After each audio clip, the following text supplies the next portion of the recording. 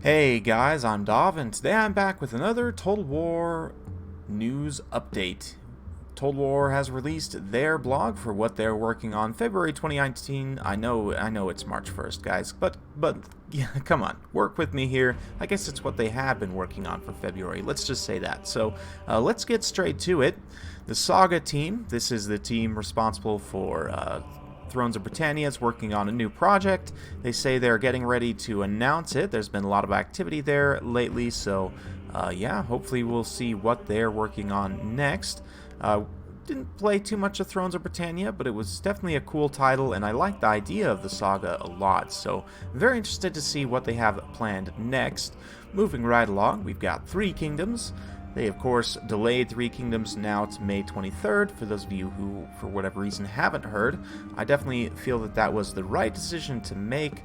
I'm just glad that Creative Assembly has enough goodwill with Sega, the publisher, to be able to delay and say, you know what, we need a little bit more time to make sure the game is fully polished and ready to go. Personally, I think that that is, of course, the right decision. And yeah, they sort of talk a little bit about that here, debugging and polishing. They also talk specifically about the auto-resolve system. In Three Kingdoms, it'll be what you see is what you get. There's not going to be, like in Total War Warhammer, where there's a bit of a random chance, to have a different outcome than what's displayed. So hopefully the auto-resolve will be a lot more straightforward. They say that you can also see the balance of power just by mousing over another army, so you don't have to like declare war and then go fight them and then save scum back just when you realize that you have no chance of winning, or maybe that you can't get an easy auto resolve or whatever. So definitely glad to see they're fine-tuning those systems for Three Kingdoms.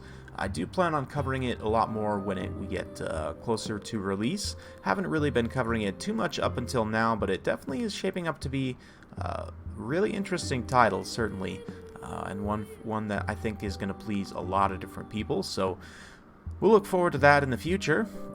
Three Kingdoms also has its own new content team. Now that they've finished up with Yellow Turbans, they're moving on to work on the post-launch support. So they're already working on post-launch DLC. So that's always nice to see. Steady stream of content. Hopefully we'll keep the game fresh and going for a while. Speaking of new content, we'll kind of get to the meat of this this post for my channel as it pertains to you guys. Typically you're here, of course, to watch Total War Warhammer, right? And the new content team is working on a Lord Pack. This will, of course, be the Lord Pack for Lizardmen and Skaven, adding their regiments of renown and, giving them new units and everything. So definitely looking forward to that. Talion Spartacus and Lore Master Sotek, and I'm sure many others, have made speculation videos about what they could be. In terms of what I think we'll get, it's tough to say. I'm not too familiar with the Lizardman characters, but certainly it seems like Tenan Juan, the Prophet of Sotek, is more or less a shoe-in for the DLC itself. As for the free LC Lord, because Lizardmen still need to get their free LC Lord as well, it's really tough to say, There's that one White Saurus who I can never remember his name. There's the Croxagore dude, but I think that's pretty unlikely. I don't know if he's even the Lord level character in the tabletop, so, it'll be interesting. There's a few different people that they could go with for the free LC Lord, but any of them would be a good option, to be honest. I would just be happy to have more Lords for the Lizardmen. And of course the Skaven, the predominant theory seems to think that it's going to be Ikit Claw, because it's coming out probably with a lot of Clan Scryer units, like the Ratling Gunners, Warplock Giselles, things like that, is what is expected to be added. Again, this is all just speculation, but we'll see. Ikit Claw might potentially be the one for the Lord Pack, but it could, there's tons of Skaven characters. There's Thanquol, there's, Throt the Unclean, there's a lot of other people they could potentially throw in there, so yeah.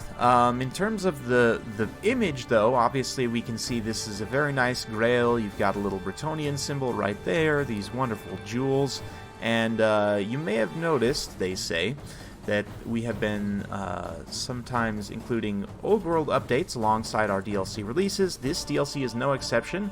We're working on a bespoke new feature for one of the Warhammer 1 races that'll have you bending the knees. So yes, indeed, looking like we're having a Bretonnian update, folks. At least that's what this image combined with this phrase here is telling me. Should be interesting. You know, the dwarves, when they got their update, they got giant slayers, which was a new unit. The vampires got a slew of new lords, so hopefully alongside this new mechanic we also see at least like 1 or 2 new units. I would even say, you know, a lord. Bretonnia has 3 legendary lords right now, and then the Green Knight's sort of not really a legendary lord, but I guess he's a unique character. But just a 4th legendary lord for Bretonnia would also be awesome. I don't think that we'll actually get that. I think that's a little bit far, but you never know. Certainly at least a unit I would even be happy with, honestly. So we'll see. We'll have to see what that entails, but certainly got me very excited as a big fan of Bretonnia. A lot of you have noticed the new launcher if you've been playing any of the Total War titles. I have to say I'm quite a big fan. I like how it has all the games here listed, so you don't have to go sift through your Steam library to find them.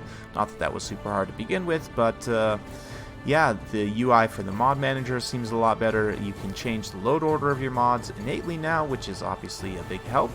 And yeah, they'll have the news there, which is, I guess, great.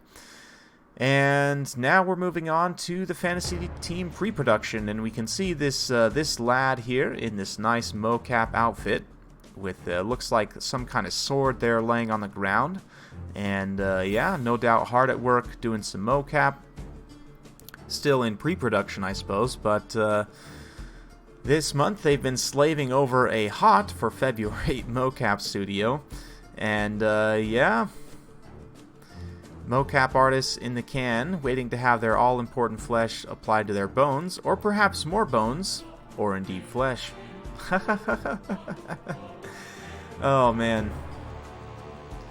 Yep, it looks like they're having a lot of fun over there. So the Game 3 in full swing, looks like, maybe not in full swing, but still they are hard at work on Game 3, and certainly should be a lot of fun. Again, we see the mention to sort of the hotlands, slaving over things, you know, more sort of indications that this is going to be in a fire and brimstone sort of place, maybe like the Chaos Waste, for example.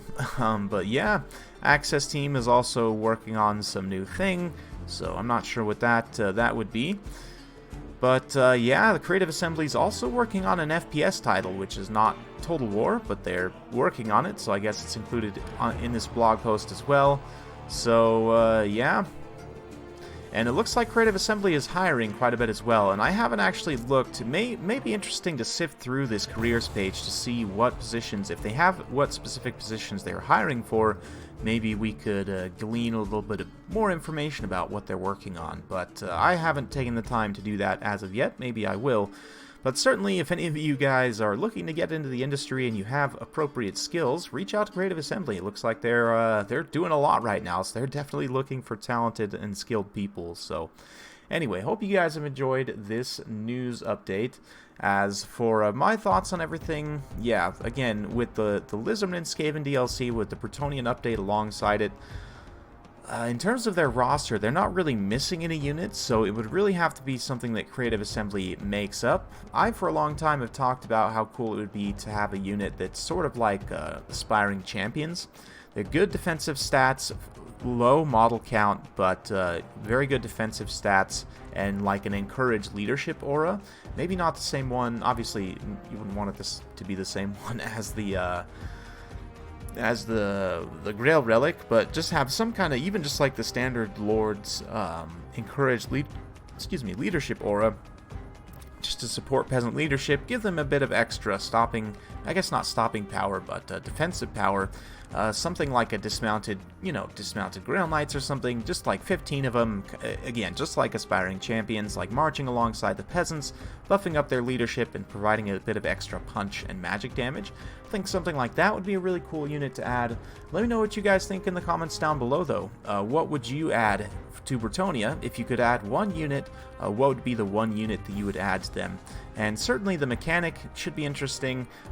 Just in general, I'm very excited to see what they have for that Bretonnian update. But yeah, just in general, lots of exciting stuff coming down the line, so we should start to see them, hopefully within the next few weeks, they'll start announcing and talking more about the Lord Pack itself. Of course, that is going to be very exciting stuff, and I will continue to bring news updates as we hear more. So thank you very much for watching. Hope you guys enjoyed. If you like this sort of content, be sure to like, subscribe, hit that bell notification button so every time I upload a new video, you'll be notified.